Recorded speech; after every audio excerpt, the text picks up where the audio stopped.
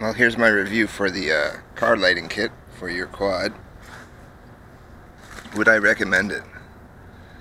Well, for the price, I would probably invest the $13 in getting the digital addressable LED strips, and there are some on eBay and stuff. Now, saying that, it's a good set if you have to even look sort of like you're trying to make an effort at night. During the day, I wouldn't recommend it.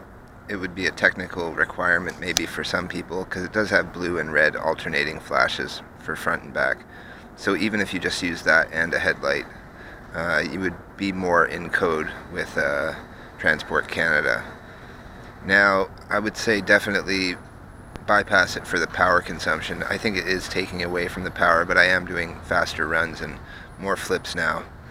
So I expect to get 6 or 7 minutes rather than 9 or 10 minutes on most of my batteries. And a lot of the time I'm flipping with that 10C battery, so you got to keep that in mind. It's not the best battery.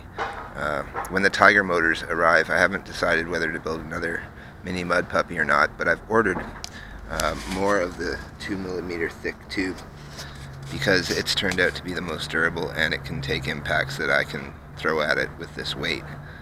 So I'll be sticking with that. And the arms don't move if you clamp tight, and because it's 2mm thick, it does not crack if you tighten it down and you have good Allen screws. You can definitely strip the Allen screws that you can clamp it so tight. So that's something that I'm really happy with.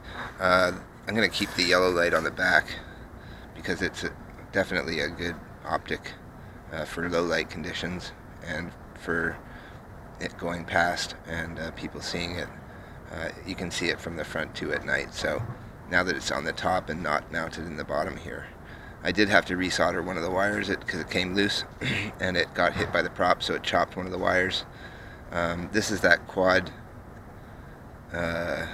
leaf that I made, and it works really, really well. So I put 2-part metal mix on the center, and that's holding those rigid soldered to the flexible coaxial, metal coaxial, so that it's quite bendable and it holds its position even in the wind, and crashes, it will loosen.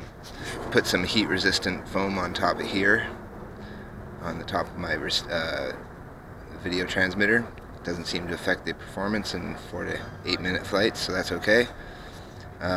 Foam for my battery as well to clear the height of the video transmitter. The wiring's really messy for the car lighting system, so I definitely want to get it off.